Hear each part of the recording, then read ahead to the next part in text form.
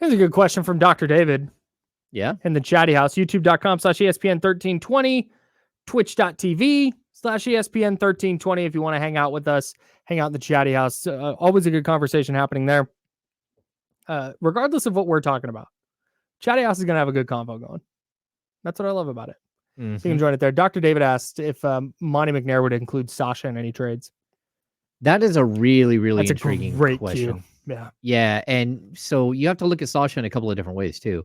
Yeah. So first of all, he signed a 3-year deal, but the third year is non-guaranteed or it's partially guaranteed.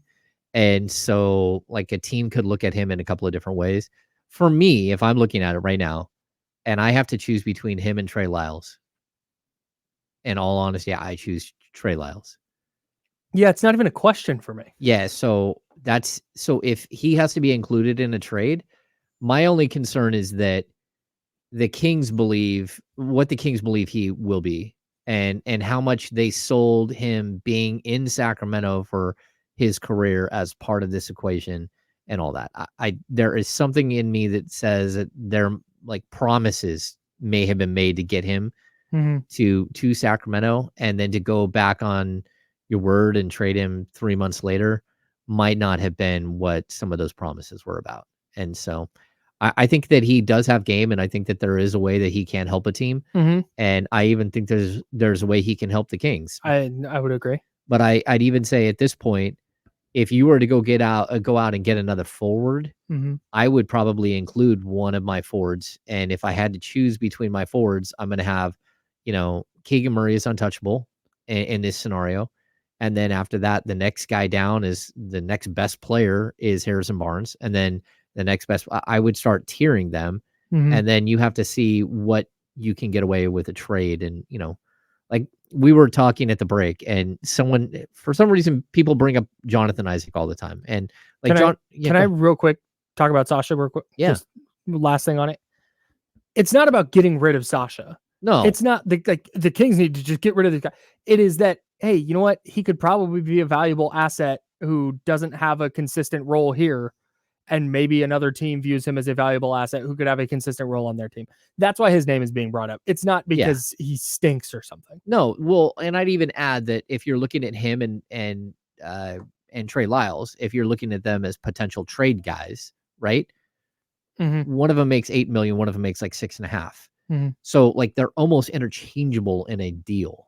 And that's why I bring him up. It's okay. Like again, when you're looking at the Sacramento Kings, you have to look at players at some point as their salary cap figure. You've got Fox and you've got Sabonis and you've got Keegan Murray. And then you have to know what Keegan Murray will be down the road as far as salary. Then after that, like it sounds horrible and just like not very nice, but Kevin Huerter has to be looked at as like a $17.5 million salary as a trade block that you can move. And Harrison Barnes, if you're trying to get a $40 million player, it's going to take a 17 and a $18 million player to get to 35. So you're within 25% to make a trade. And that's how you have to look at these guys at some point, which is lame and not cool. And it feels bad, but the reality, man. But it is a reality that these guys are, you can't go out and trade Davion Mitchell for anyone in the league. He makes $5 million.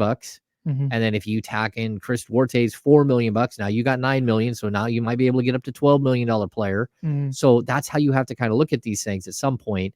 And it's not just like, how do I throw all these things in and have them come out the other side and like, have a trade work, because there are very strict rules to NBA trades. Yeah. Yeah. It's not like, that's why I like the NFL so much with their salary cap structure. Because you can trade anybody for anybody as long as you got the cap space for it. Well, yeah, but then you deal with dead money and you deal with no doubt. It's not 100% that, but it's not, you don't have to salary match and do all that. It's like if the salaries work for this year, you have to figure out next year. But if the salaries work this year, you're golden.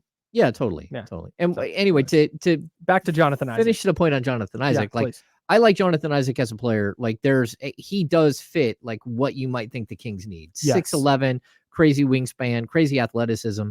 Kyle, he's played 176 games in a 7-year career, and Harrison Barnes' games played streak is at 185. The conversation's over. I'm not paying a guy $17.6 million next year as well who doesn't play basketball. And it's unfortunate because, the Kings were on the court when he blew out his knee in the bubble.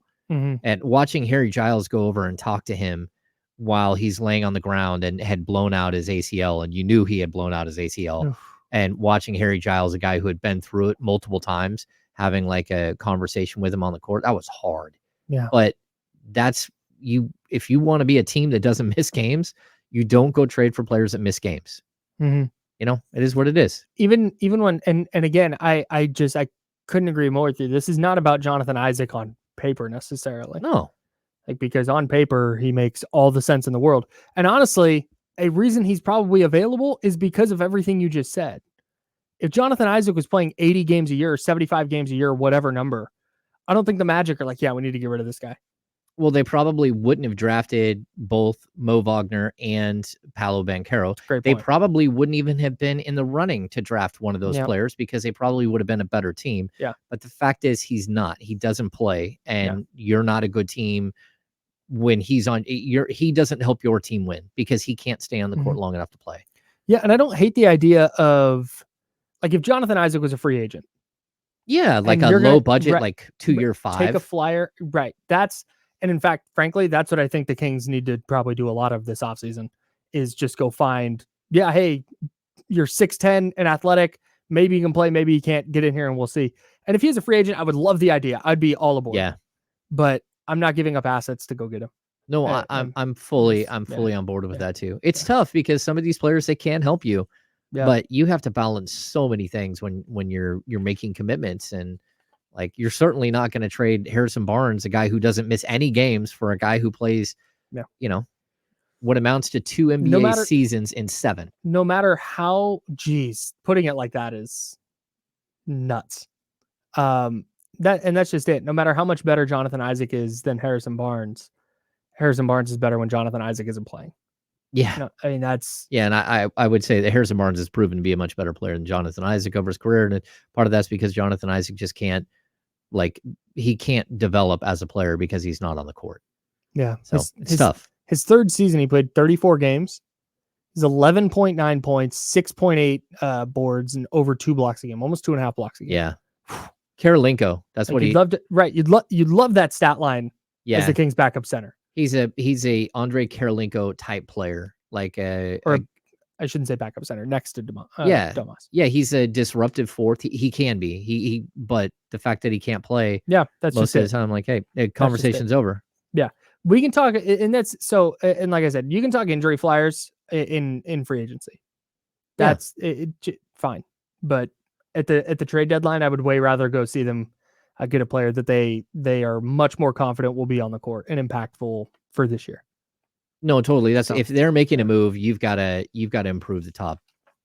Like I would say, I would like to see them improve the starting lineup, but I think you're more likely you need to improve the top 7 of your rotation.